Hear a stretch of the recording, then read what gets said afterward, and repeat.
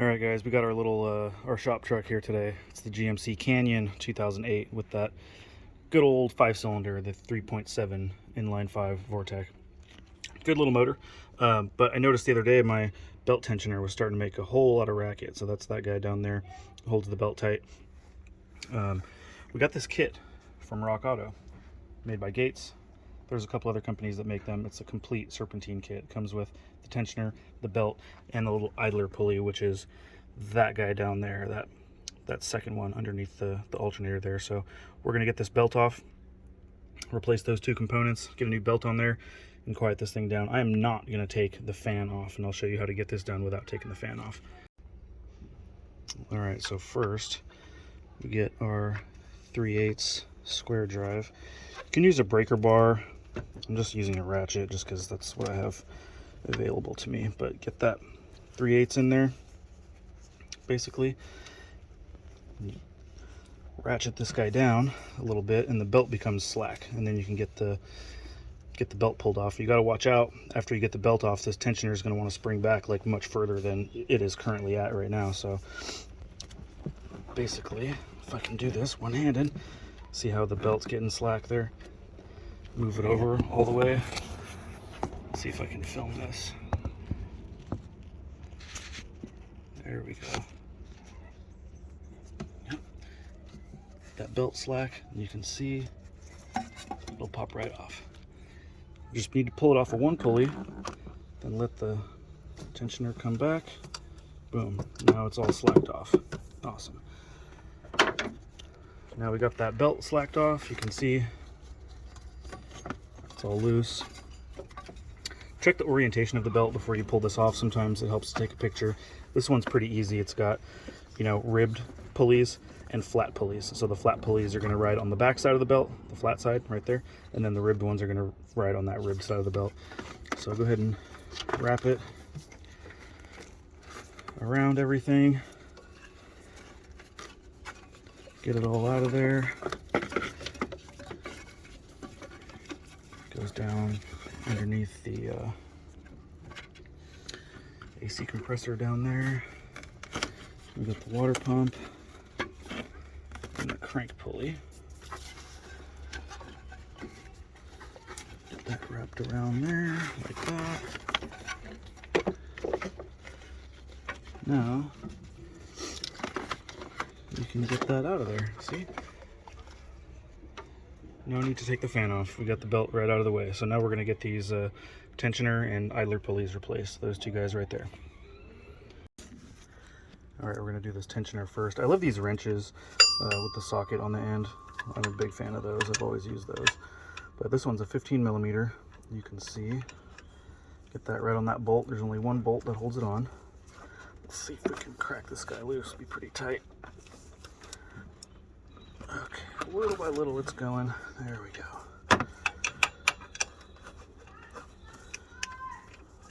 Work that thing loose.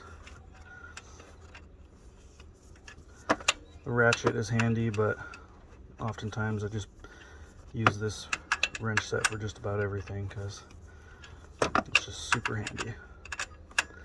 All right, let's get this bolt out of here. All right, we got that tensioner out of there. The one bolt goes in the front side like that. The pulley itself, you know, the bearing inside there isn't too bad. Fairly quiet. You can see inside the spring, there's a big spring inside this end housing right here. You can see it's got some of that like rusty dust going on there, and like the grease is kind of dried out and turned into schmutz there. So this thing's got a date code on it somewhere. I just saw it.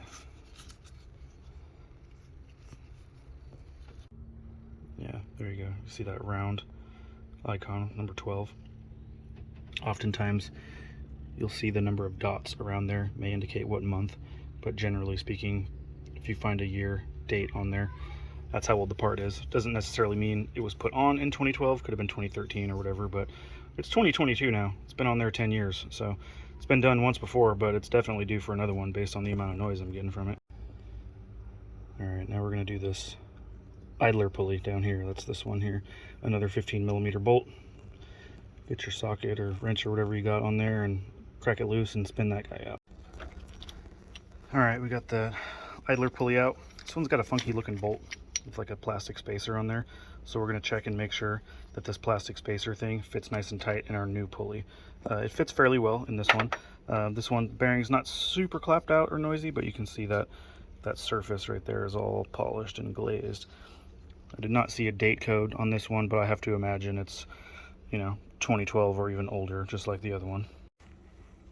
All right, so this is how that kit comes. Again, that's the Gates serpentine kit I got from Rock Auto.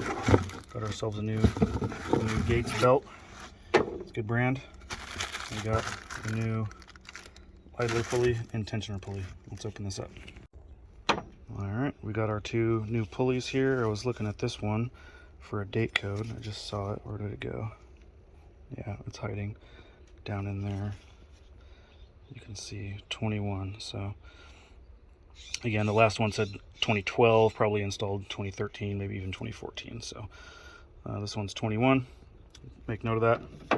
Got our new idler pulley there. Let's check and make sure that the bolt fits nice and snug in there. No play, no slop, so it won't be bouncing around in there. You hold it nice and tight. So let's get that idler on there first, and then we'll get the tensioner and get our new belt on. Alright, snug that guy up. Alright, idler done, onto the tensioner.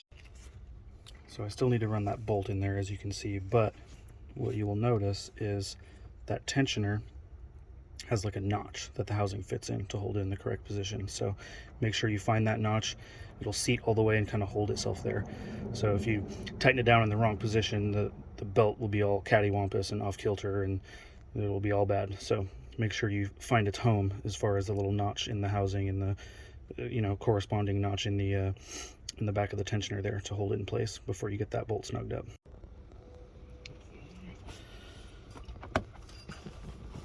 Snug that guy up. I want it tight, but not ridiculously tight. There we go. That'll do it. All right, now our tensioner's done. Idler's done. Let's get the belt on there. Another trick with belts, you see these part numbers, the new one on top, old one on the bottom. 6PK2326 on top, 6PK2325 on the bottom.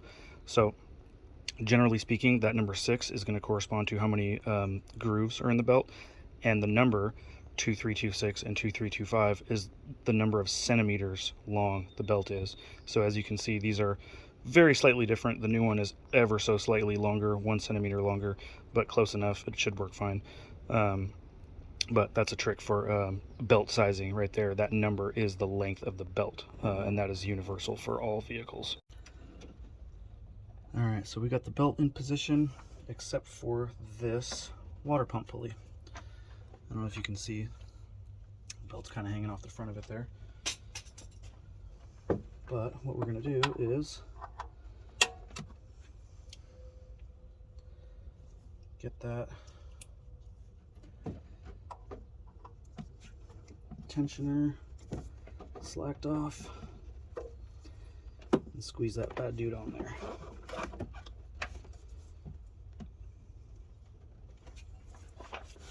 Make sure our ratchet's on there all the way, or a breaker bar, whatever you got. Okay, looks good.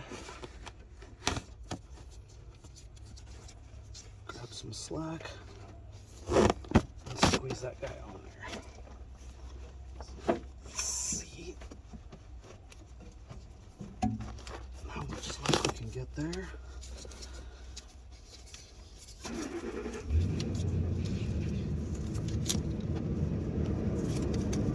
Okay.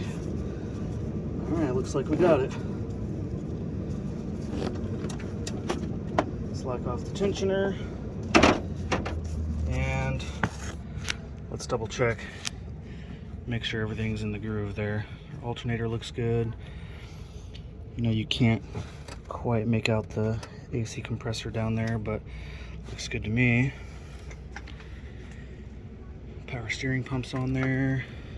Belt tensioner, crank, all looks good. So let's fire this thing up and have a listen.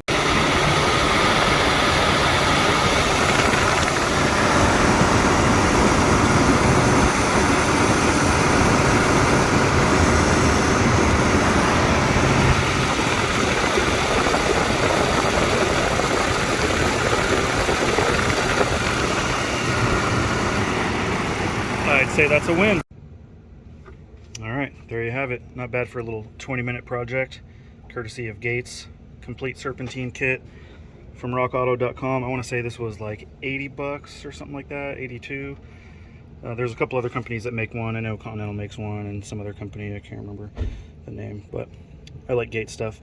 I'm going to keep this other belt just as a spare, throw it in the back of the truck in case this one, you know, snaps or whatever the case is. You know, it's always good to have spare parts. So belt's not in terrible shape, but I wanted to get the complete kit on there because I do like to replace these things all at the same time. You know, like I said, these tensioners do wear out.